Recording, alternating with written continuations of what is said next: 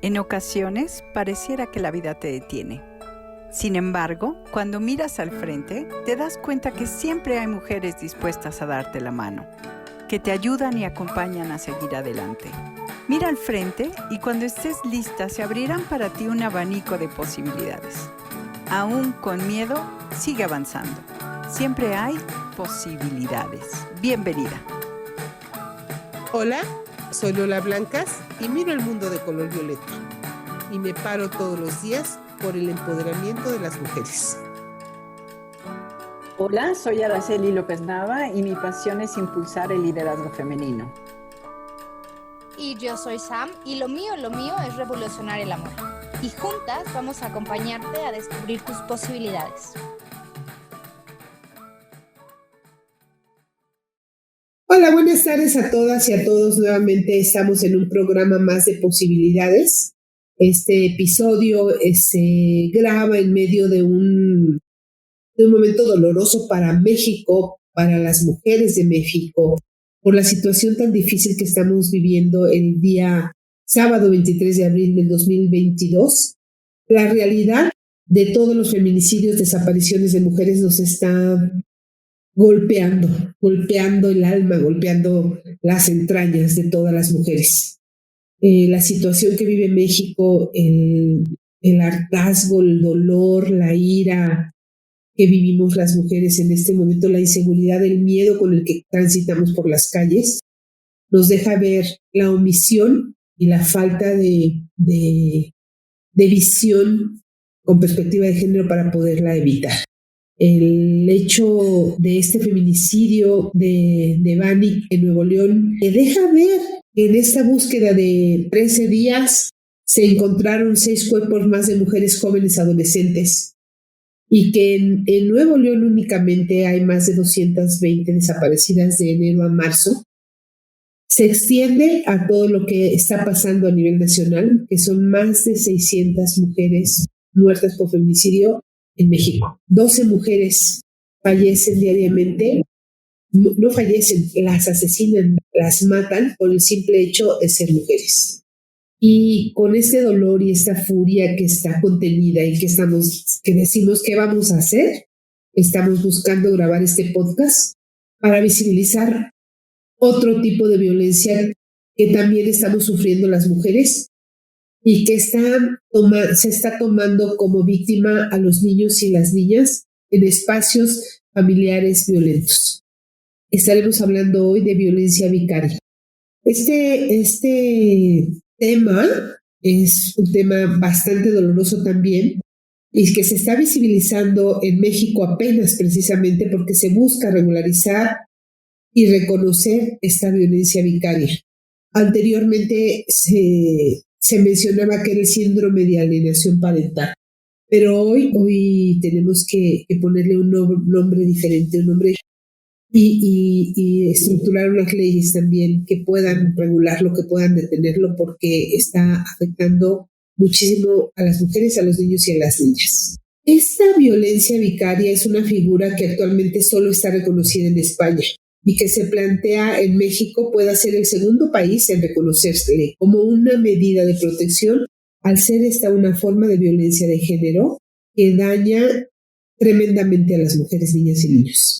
Tenemos una limitante en estadísticas o datos que pudieran ayudar a entender mejor la problemática.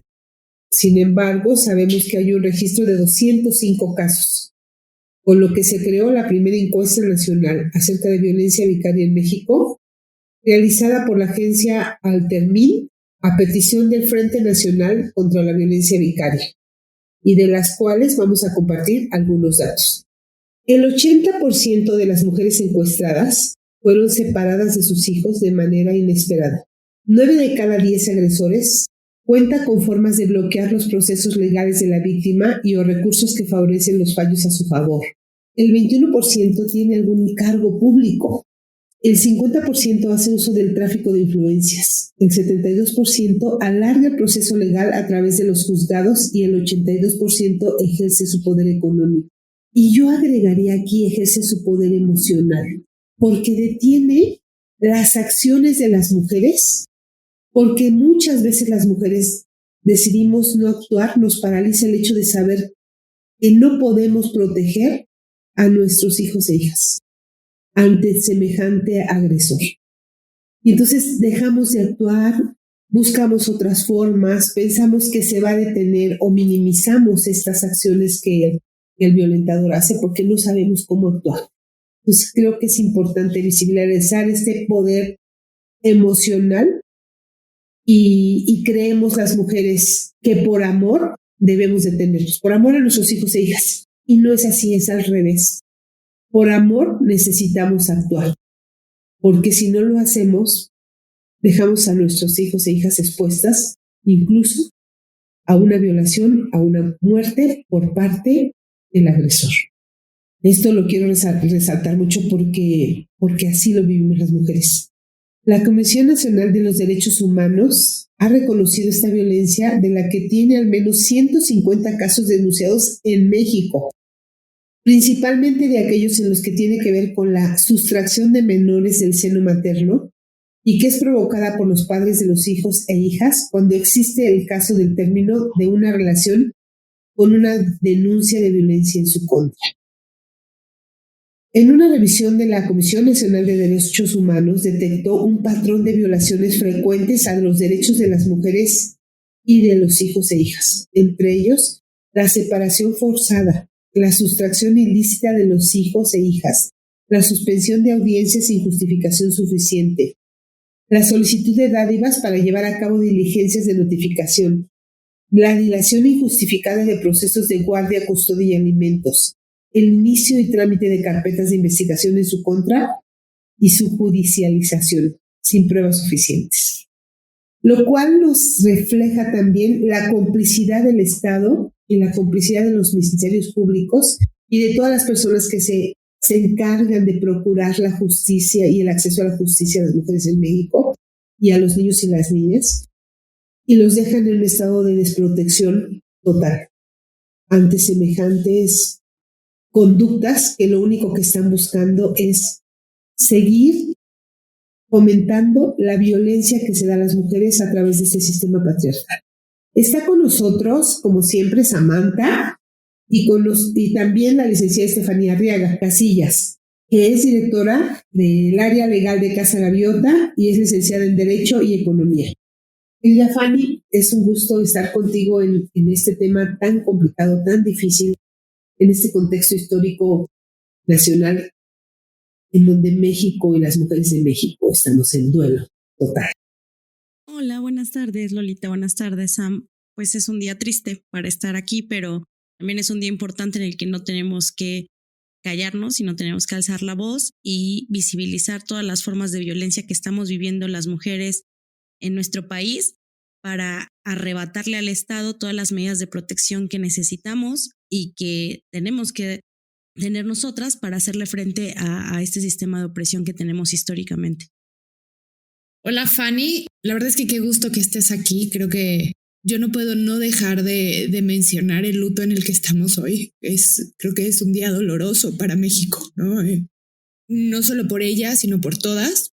Y creo que hablar de esto, de la violencia vicaria, también es súper importante porque aunque sean tipos de violencia diferentes los que estamos viviendo las mujeres, es importante conocer el área legal, ¿no?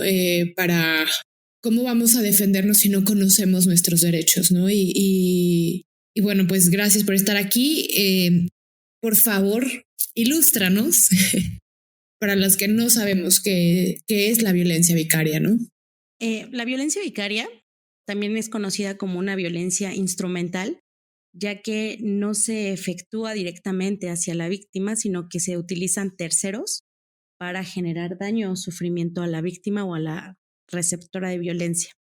Es decir, es aquella que se ha definido como un tipo de violencia en donde un progenitor que además tiene la característica de haber sido maltratador, ¿no? En algún momento, tiene el fin de causar daño a su expareja, pero ya no lo puede hacer directamente. Entonces lo hace a través de los seres queridos de ella, que en la mayoría de las veces son los hijos en común, también pueden ser familiares o seres sintientes que pudiera tener la víctima que quisiera, ¿no? Hablando de mascotas, por ejemplo.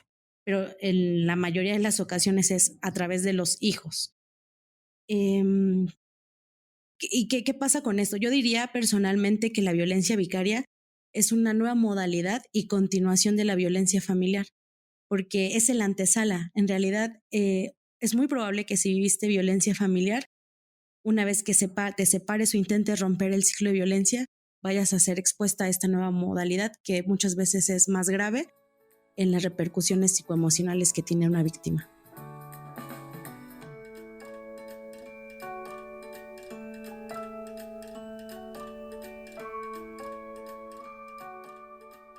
Cuando te escucho de nueva modalidad, me pregunto yo si no es una modalidad que siempre ha existido, pero que hoy se le está dando visibilidad y que se le está considerando como para que se pueda detener a través de las leyes. Yo quiero regresar, yo muchas veces he dicho que soy superviviente de violencia y quisiera también que me aclararas una parte. El hecho de, mencionaba yo en la introducción la parte de alienación parental y violencia vicaria.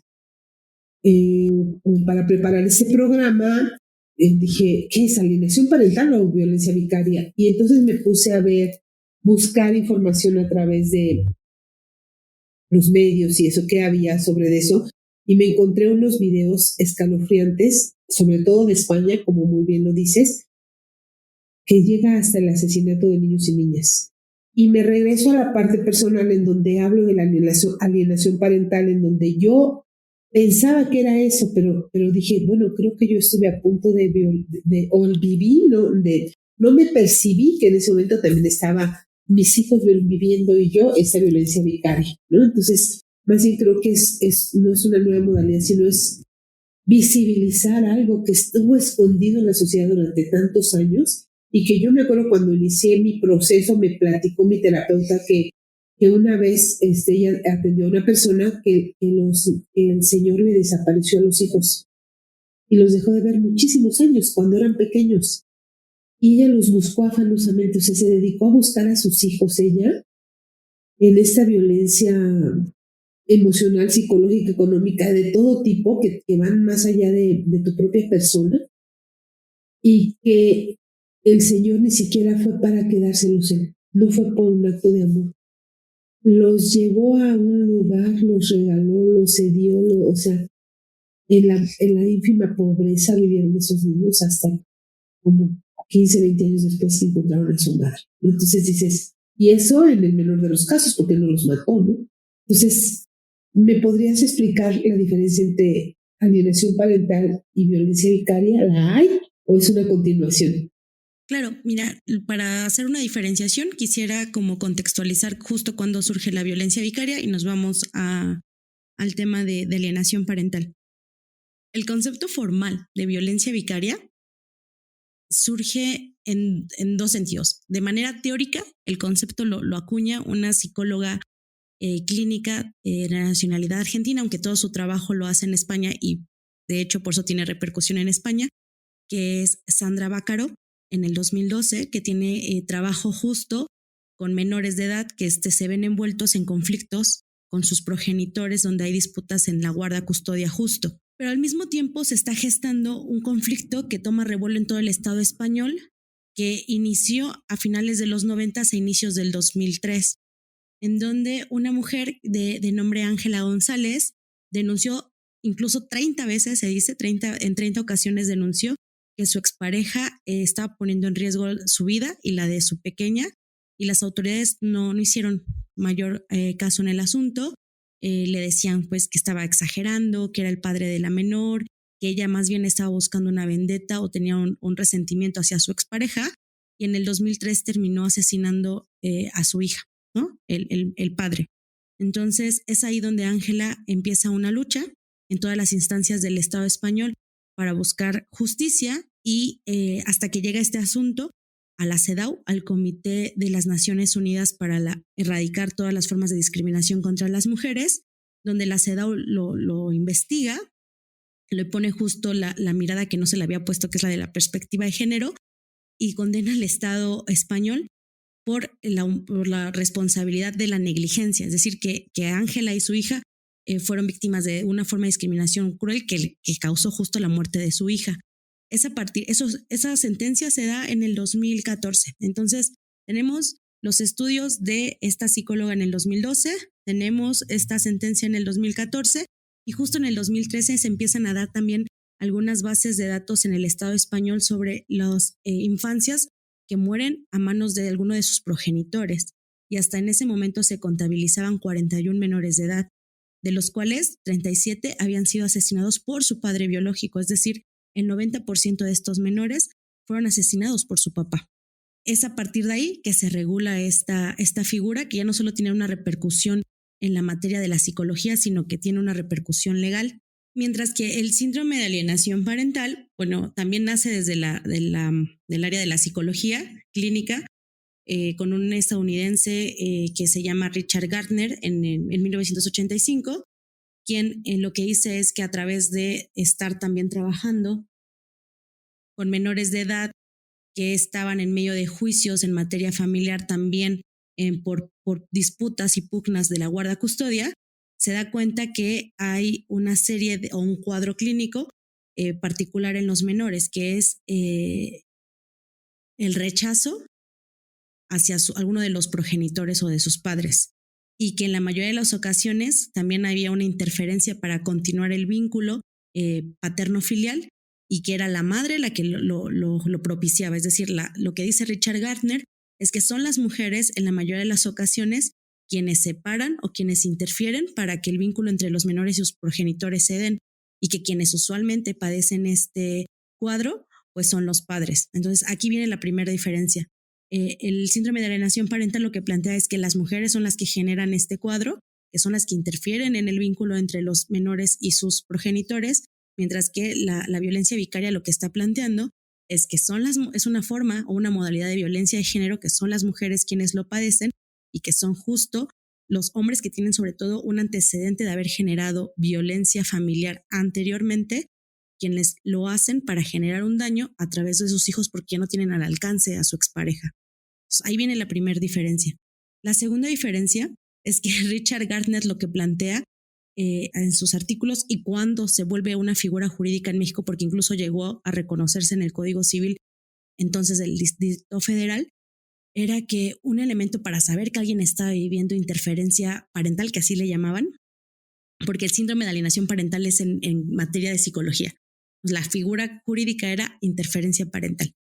Era que una mujer señalara que su hijo estaba viviendo violencia familiar, que ella había vivido violencia familiar o alguna violencia sexual. Entonces, los operadores de justicia, una vez que tenían la alarma de una madre diciendo es que mi hijo o mi hija probablemente vivieron abuso sexual, en lugar de que las autoridades en materia familiar protegieran a los menores y restringieran las convivencias o las pusieran en supervisión con un trabajador social, lo que hacían era decir, como que esto se pinta a interferencia parental. La mamá está utilizando este concepto y entonces no daban medidas de protección ni para los menores, y lo que hacían era empezar a juzgar y a observar a la mamá. Y en caso de que la mamá evitara las visitas o no los llevara al centro de convivencia o al lugar en donde se tendrían que dar, en automático cambiaban la guarda custodia hacia los padres. Entonces, esa es otra diferencia, porque el síndrome, la interferencia parental solo plantea el que mi hijo no quiera visitarme, es decir, el rechazo, pero también niega que los menores de edad tengan voz y voto. O sea, el que les creas de por qué no quiere convivir con su papá, porque son menores de edad. Sin embargo, la violencia vicaria incluso hace una crítica y un poco al adultocentrismo y dice, las infancias pueden denunciar las violencias que están viviendo, se les tienen que escuchar, y además tienes que preguntarte por qué un menor de edad no quiere visitar o convivir con su padre, ¿no? Esa es otra diferencia. Y por último, que justo al tener estas características, la interferencia parental no tiene perspectiva de género. Entonces, en su aplicación, vulneraba totalmente a menores de edad y a las mujeres. Quiero nombrar un caso a propósito. Es difícil, no voy a dar el nombre porque la víctima fue estrechamente revictimizada e incluso hasta podríamos decir satanizada. fue en el 2015, cuando una mujer que había denunciado que su expareja había abusado sexualmente de sus hijos, le empezaron a instar, a perseguir, no le creyeron, no abrieron una carpeta, sino justo todo lo contrario, a ella le abrieron un procedimiento por alienación o interferencia parental, perdió la guarda custodia y ella lo que decidió hacer fue quitarle la vida a sus hijos, a sus padres, porque ella era la que soportaba los gastos económicos de sus dos padres que eran adultos mayores. Uno de ellos no murió y luego ella se quitó la vida, ¿no? Entonces, a partir de este caso tan doloroso para nuestro país, fue que la Comisión de Derechos Humanos y que el Estado con las autoridades en materia familiar se pusieron a revisar esta figura, la declararon inconstitucional justo porque no cumple con los requerimientos de perspectiva de género y dejó de aplicarse en nuestro país.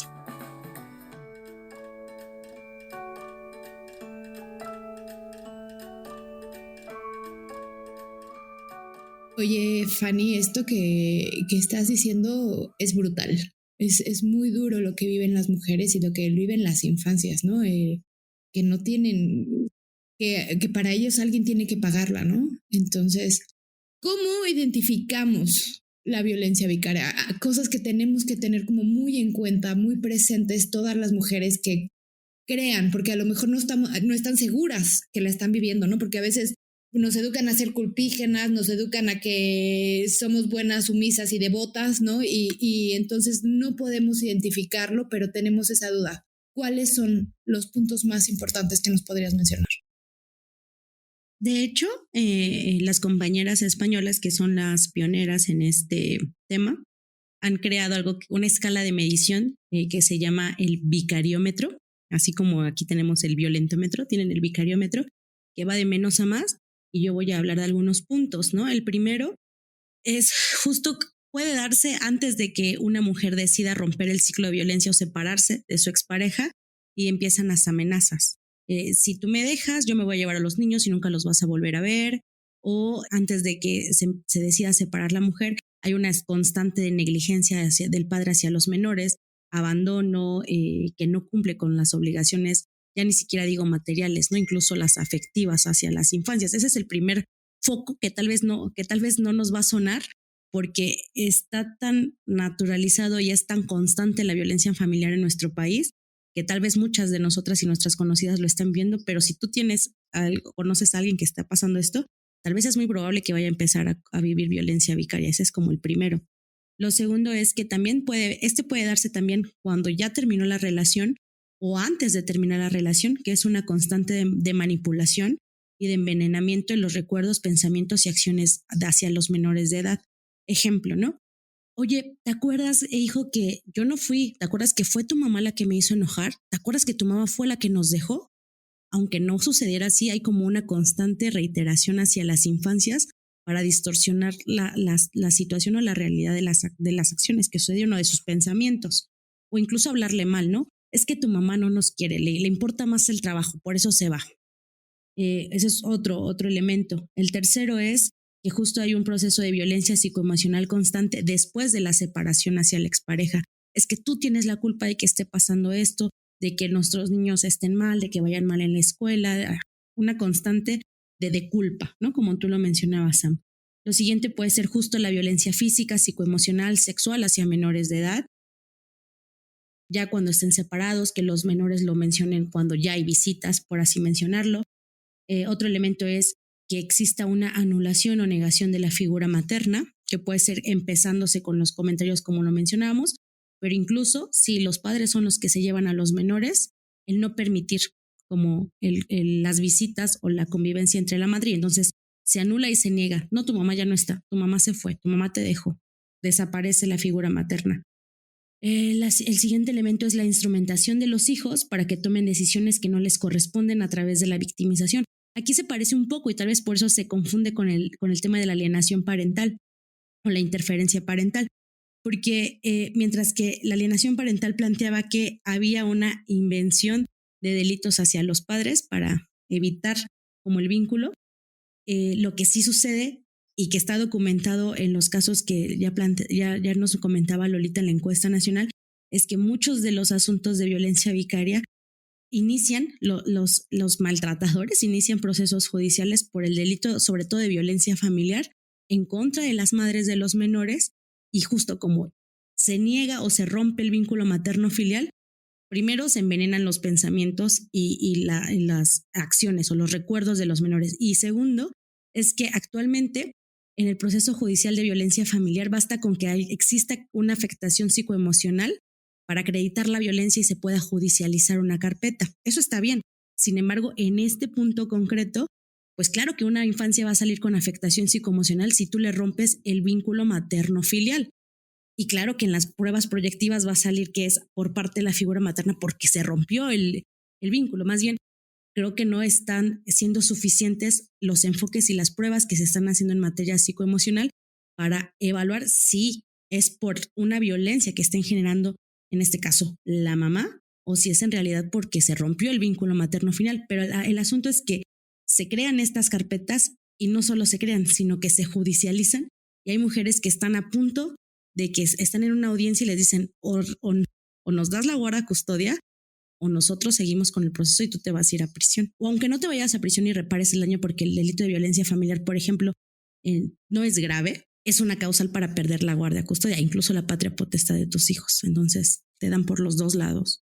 Y la otra forma, el siguiente punto, que ya son de las formas más violentas de la violencia vicaria, justo es el tema de la sustracción o el ocultamiento de los menores, justo el tema de la judicialización de delitos en contra de las madres, que en México la constante no es sobre violencia sexual, sino es sobre violencia familiar, y el tema de generar daños, tal vez incluso el de asesinar a los niños, desaparecerlos, venderlos para generarle daño irreversible a la mamá. Y si no hubiera algo más, que sí lo hay, es que incluso esa lesión permanente que le generó a la mamá por un daño irreversible hacia un menor pueda terminar en el suicidio de las propias víctimas. Como el caso que mencionabas de esta mujer que se vio acorralada por la parte legal, por influyentismo y por todo un sistema patriarcal que la avasalló y que decidió quitarse la vida junto con sus hijos, ¿no? Como para saber y el papá y sus padres. Era una forma de protegerlos de un hombre que estaba abusando sexualmente de ellos, ¿no? Eso estaba pasando. De acuerdo a los estudios que se hicieron por parte de la UNAM, recuerdo el caso de la UNAM y de una asociación civil que estuvo atendiéndolos, ¿no? que sí se hacía constar que los niños estaban siendo abusados sexualmente por ese padre, ¿no? Y yo te preguntaría unos ejemplos, que diéramos unos ejemplos que las mujeres se puedan identificar. Sé que el programa es muy corto y el tema es muy, muy largo y profundo y muy importante además, o sea, para poderlo tocar de lleno, pero quisiera enfatizar en algunos ejemplos de situaciones. Yo estoy recordando, por ejemplo, el caso de una mujer que de hecho tú estuviste acompañándolas en la parte de sus procesos legales, que nos puedan ejemplificar, para que las mujeres que escuchen y que estén viviendo este tipo de situaciones no lo minimicen. Yo creo que lo más importante es que no lo minimicen y le pongan el peso y el peligro y el riesgo en el que se encuentran ellas y sus hijos e hijas, que muchas veces por pensar que por amor no actúan ni protegen a sus hijos e hijas, lo único que están haciendo es prolongando una agonía de todas y exponiendo muchos más a los hijos. ¿Quieres defender a tus hijos? Mi mensaje será: ¿quieres defender a tus hijos? ¿Verdaderamente quieres protegerlos? Actúa de manera legal y no minimices las cosas para que puedas verdaderamente protegerte y defenderlos, ¿no? También. Y creo que es importante mencionar que es algo, por lo que todo lo que estoy oyendo, porque era algo que yo no conocía a profundidad, y por todo lo que estoy oyendo, Fanny, y para dejarte continuar, yo no conocía el tema, ¿no? Muy a profundo en el tema legal. Es algo común, ¿no? Es algo más común de lo que esperábamos. O sea, yo estoy viendo y estoy escuchando y digo, es que hemos tenido un chorro de casos así en la asociación, no es el único. Tenemos una chica que llegó a la asociación hace cuántos, no sé, muchísimos años, que le quitaron a su niña, se fue, se la llevó y nunca regresó y nunca le permitió ver a su hija. y nos la encontramos algún día hace poco y ¿qué pasó? Se llevó a la niña y tuvo que soltar a la niña porque ella ya no estaba viviendo con el dolor, ¿no? Y como ese caso hay un montón que no nos damos cuenta, pero es como las violencias, ¿no? Tenemos que ir captando las señales. O sea, yo amo a Juan Garriga cuando él dice siempre, las mujeres tienen que ser como las serpientes, ir despacito, abajito, ¿no? Viendo todas las señales, y en el momento en el que necesitas, sueltas la mordida, ¿no? Porque si de entrada das el golpe, yo creo que te lo regresan al doble, sino ir viendo esas señales, estar como súper presente, súper atenta para poder defenderte y después defender a tus hijos, a tu animal, a quien sea, porque ellos te van a buscar pegar por todos lados, ¿cierto? Sí, de hecho, los estudios que se han hecho al respecto de violencia vicaria equiparan las lesiones psicológicas y psíquicas, así le llaman en España, de las sobrevivientes de violencia vicaria a una persona que vivió tortura, ¿no? O sea, son graves las secuelas en ese sentido. Sí, acompañamos un caso recientemente en Casa Gaviota de violencia vicaria, fue bastante difícil. Es una mujer que había habido violencia familiar con su pareja, intentó dejarlo algunas veces y después se hizo, la primer red flag en este caso fue que una vez que nació la bebé se desapareció, abandonó a la bebé tiempo, o sea, no se dignaba ni siquiera a aparecerse afectivamente, ya no digo de manera económica.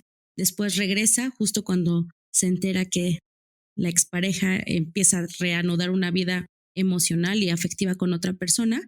Entonces es cuando quiere intentar hacer como su función de padre, pero en realidad era una forma de decir, no te vas a, o sea, tú no puedes continuar tu vida, yo estoy aquí. Y empieza, ¿no? Como a querer pelear a esta bebé que ya habían pasado 3 años y no la había dejado en un estado de total abandono.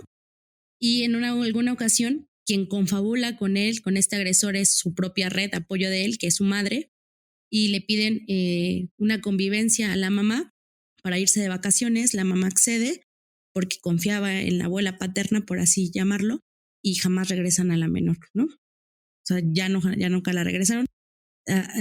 Sustrajeron a la menor cuando ella tenía 3 años, actualmente va a cumplir 6 años, ya pasaron 3 años de eso.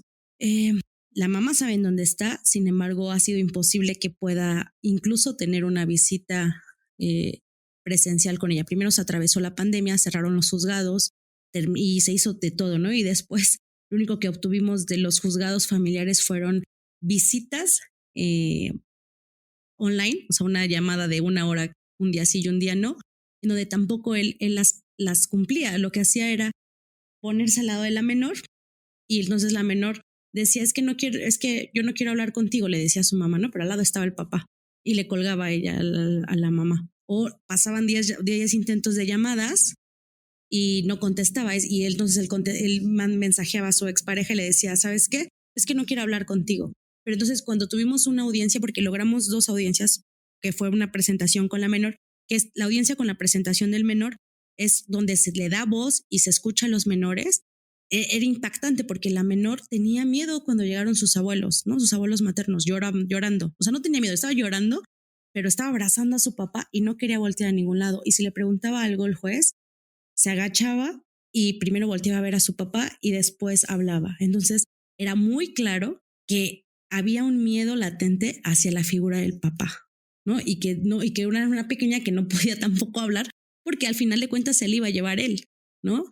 Entonces, ¿qué pasó en este caso? Lo que ya habíamos mencionado, el vicariómetro escaló porque no solo sustrajo a la menor, sino que además empezó una carpeta de investigación por un supuesto abuso sexual que no se pudo acreditar, y como no se pudo acreditar, aplicó la de violencia familiar y salió afectación en la menor porque, claro, hay una afectación psicoemocional porque rompió el vínculo materno filial con su mamá. Y pues incluso llegamos justo ahí, a Santa Marta hubo una audiencia.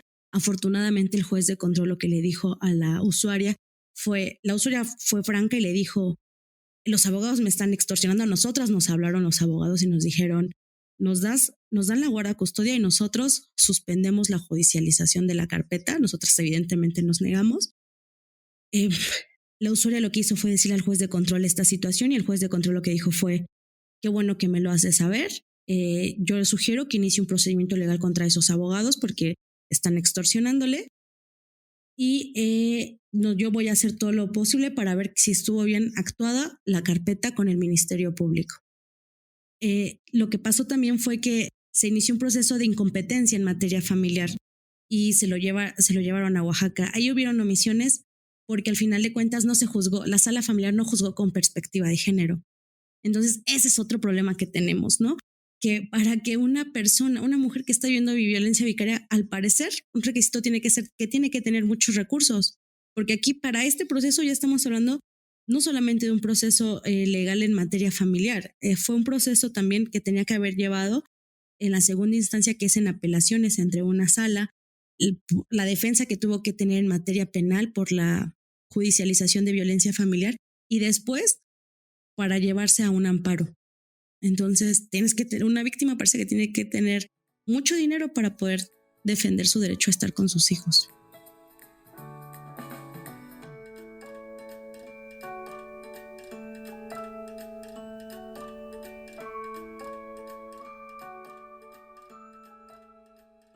Ante esta explicación que nos da Fanny de diversos casos, ahorita que hablaba Samantha de que entonces han sido muchos casos que la violencia vicaria es tan común, cuando hay violencia a la mujer en el espacio familiar, por supuesto que el generador no se va a detener a ejercer violencia vicaria. Y incluso comentaban el tema de los animales, de las mascotas. O sea, yo quiero referir un caso de una persona que se está divorciando y ahora en los millennials, que no podemos nunca comparar un hijo, una hija, un niño, una niña con un animal, con un perro, con un gato. Pero aún así se ejerce la violencia vicaria con toda la intención de desquitarte, de ejercer toda la violencia, de vengarte de no sé de qué, contra la mujer, de dañar profundamente a una mujer. Entonces, todo esto que estamos escuchando de Fanny, de Samantha, de los ejemplos que hemos puesto, lo único que nos llevan a pensar es cómo podemos evitar que escale esta violencia vicaria. Primero que nada, yo creo que dentro de los positivos que tendríamos sería, 1, si tú identificas que estás viviendo violencia, acuérdate que la violencia siempre escala, la que están ejerciendo sobre ti. Si tú la identificas desde el primer momento, por favor, muévete de ahí. No podemos minimizar la violencia, o sea, tenemos que darnos cuenta que es un fenómeno que nos está atravesando a todas las mujeres y que hoy se habla y se visibiliza más.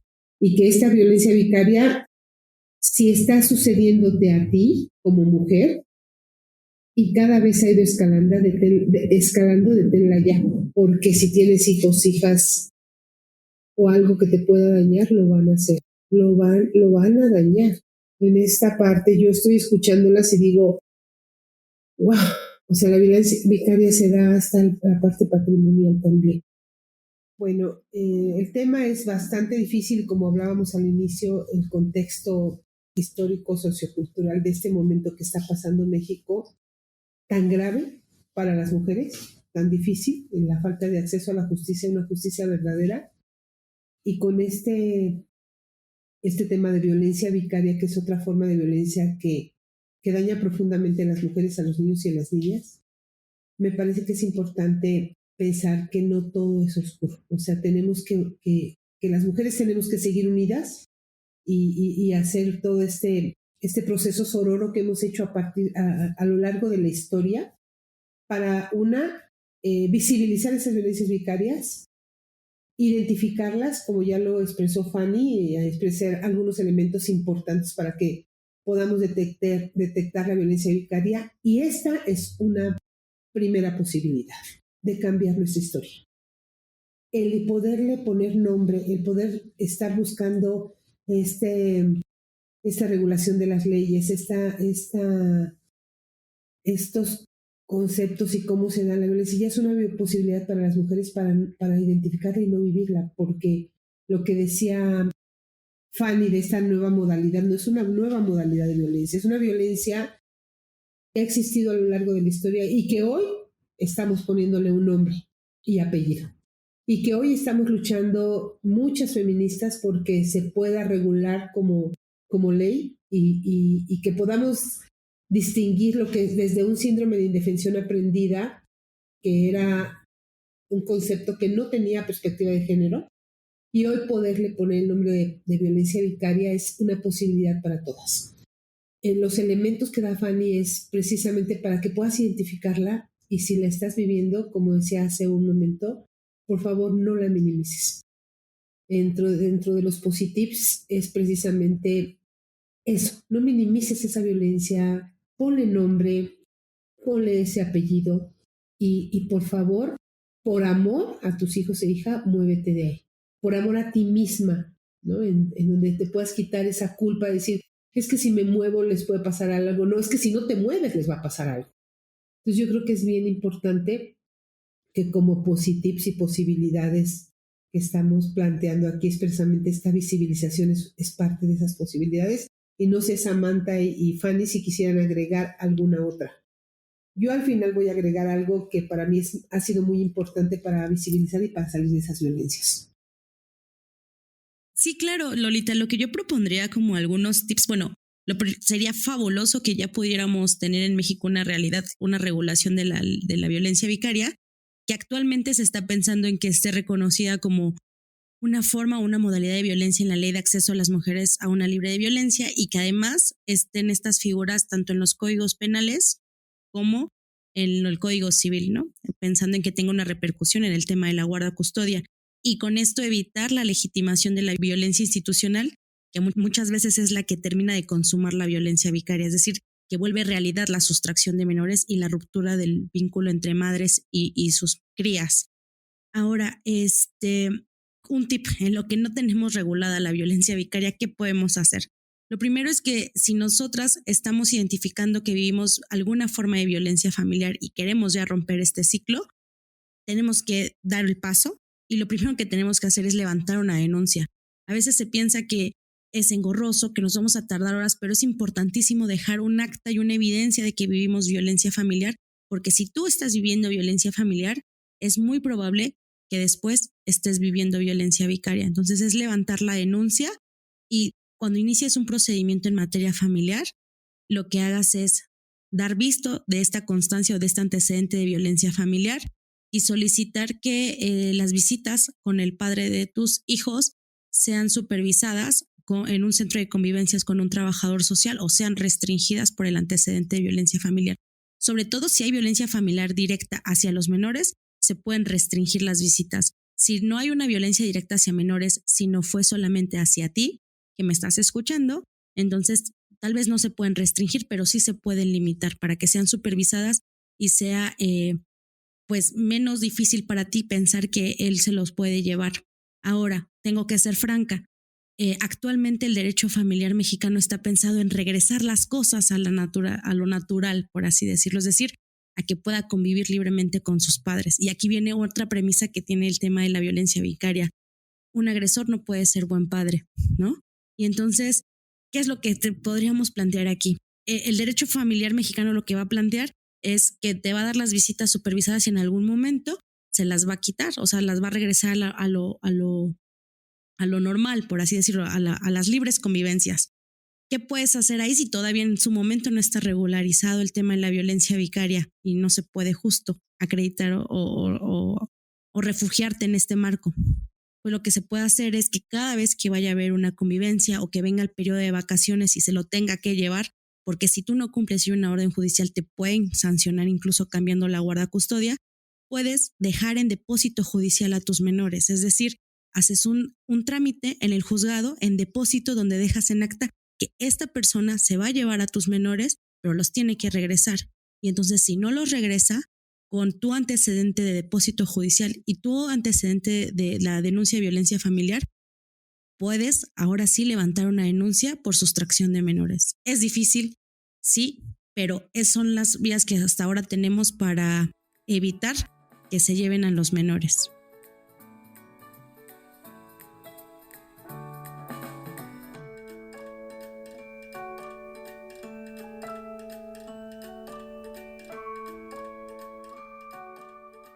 creo que lo que nos acabas de decir es una cosa clave, que sí es muy engorrosa, pero que hay que hacer, ¿no? Que las mujeres tenemos que hacer. Y también quiero mencionar que con todo esto que de lo que hablas y de los menores, que hay que hacer mucha conciencia que las niñas y los niños hoy en día en México son responsabilidad de todas las personas. No importa si es nuestro hijo, no importa si no es nuestro hijo, si es un conocido, si todas y todos tenemos que ser responsables de esos niños. Entonces, si tú eres la mamá, y lo voy a decir así porque así me viene, de un cabrón que sabes que le está haciendo daño a sus hijos, no seas corresponsable de lo que está haciendo, porque ahora más que nunca necesitamos proteger a nuestras infancias, ¿no?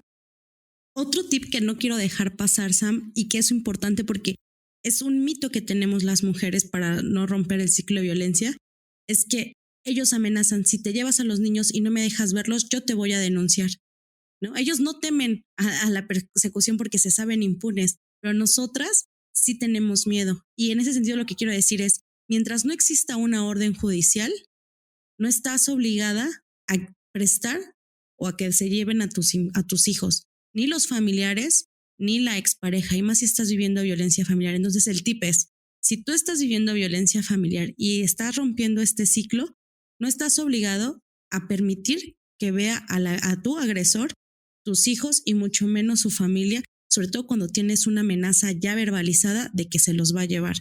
Lo que yo sugiero es que inicies el procedimiento familiar donde solicites la guarda custodia provisional, porque la provisional ya es un orden judicial de que tú estás a cargo de esos menores y si él se los lleva, puedes acreditar el delito de sustracción. Si tú les prestas a tus hijos sin un procedimiento y sin decir quién tiene la guarda provisional, va a pasar lo mismo, no va a proceder y ellos se van justo a volver impunes porque no hay delito que perseguir, porque también son los padres de esos menores. Por eso nosotras decimos, un agresor no puede ser un buen padre, pero nosotras tenemos que tener estos tips en la mente para protegernos y proteger a nuestras infancias. Y creo que aquí acabas de decir una cosa clave, bueno, por lo menos yo la sentí, me lo han dicho siempre, Samantha, escucha.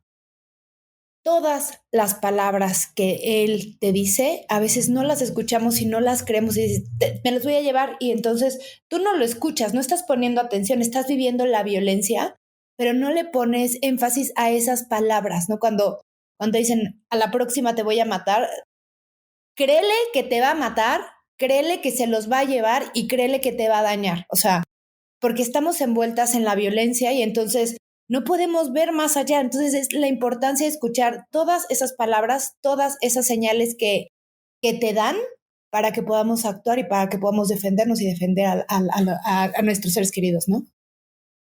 Yo quisiera agregar un punto súper importante, porque justo ahorita que se esté discutiendo el tema de la violencia vicaria, ya están saliendo de hecho comentarios. Hay un colectivo ahí que defiende a capa y espada el tema de la interferencia parental y seguramente la pregunta va a ser si los hombres pueden vivir violencia vicaria, ¿no? O sea, la pregunta es, ¿las mujeres pueden interferir en la relación de los menores y los padres? Claro, aunque también ahí hace falta el tema de la perspectiva de género. Faltan estadísticas y son importantes que las tengamos para tener una cientificidad y una metodología de los fenómenos que se están revisando. Sin embargo, la mayoría de las mujeres cuando evitan o restringen la convivencia de los padres con sus menores hijos, lo hacen justo para garantizar un derecho que es de los menores, que es el tema de las obligaciones alimentarias. Es decir, si utilizan el tema de pues no te voy a dejar ver a mi hijo si tú no cumples la obligación, pero es para preservar un derecho. Ojo, no estoy diciendo que esté bien o que esté mal, pero esa es la causa que la mayoría de mujeres hace para restringir la convivencia, mientras que los hombres con el tema de la violencia vicaria lo hacen para generar daño y sufrimiento hacia la mujer, es decir, hacia la madre de sus hijos. Y ahí tenemos dos temas distintos. Mientras que una mujer está intentando ejercer desde sus propias posibilidades su derecho de sus hijos a tener las condiciones dignas de alimentación y de vida, el padre lo que está haciendo es seguir generando dominio, control y afectación hacia una mujer. Bueno, para terminar este programa con aspectos tan importantes para las mujeres y los niños y niñas, quiero rescatar algunos puntos que dio Fanny sobre la parte legal y algunos conceptos que se mencionaron aquí en el programa. El primero es: un generador de violencia no puede ser nunca un buen padre. No minimices ningún acto de violencia. Escucha las amenazas que te manifiesta, porque seguramente las hará verdad en algún momento de la vida. Vence al miedo y aún con miedo avance hacia la protección legal para ti y para tus hijos e hijas. Escucha tu intuición, y yo siempre he dicho, escucha tu cuerpo, porque tu cuerpo se expresa. Ese dolor de estómago, esa punzada en el corazón, esa sensación de dolor, escúchalo. El cuerpo se está expresando y te está diciendo algo. Te está diciendo: ponte alerta. Denuncia las violencias familiares para que quede constancia. Y yo sé que este paso es bien difícil, porque por miedo, el miedo paraliza, confunde. Y tú piensas que no va a ser capaz de hacerte un daño a ti o a tus hijas e hijos, porque tú no serías capaz de hacerlo. Pero el generador de violencia sí es capaz. Denuncia la violencia familiar para que quede constancia. Nuevamente te lo reitero. Solicita la guardia y custodia de manera inmediata a la menor sospecha de violencia. La violencia hacia ti va a escalar a tal grado que puede ocurrir no solamente un feminicidio, sino una violencia vicaria en donde estés exponiendo a tus hijos e hijas de manera muy exponencial. Solicita el depósito judicial de los infantes para seguridad de los mismos, como lo mencionó con Fanny, que yo no sabía que existía tampoco, pero es importante que lo hagas. Las amenazas que te hacen son solo para que tú estés alerta y actúes en consecuencia. No estás obligada a exponer a tus hijos e hijas con tus parejas, ni a prestarla para vacaciones, ni siquiera que vayan con la abuelita, ni con la tía, ni con la prima, ni con nada. Protege a tus hijos e hijas y protege tú misma del dolor de la pérdida de alguno de ellos. Acuérdate que la familia de él es su red de apoyo de él y que la violencia está tan naturalizada que no la alcanzan a ver. Vence el miedo, no eres culpable de la violencia que están ejerciendo contra ti, contra tus hijos e hijas, pero sí eres responsable de defenderte y de defender a tus infantes. Busca ayuda profesional con perspectiva de género y ayuda legal también. Recuerda que la información te da poder.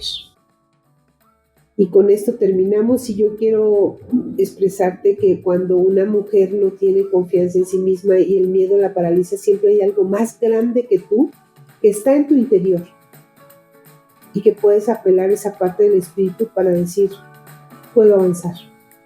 Y defiéndete porque es todo tu derecho, y la culpa solo lo único que hace es paralizarte. Gracias, y con esto terminamos.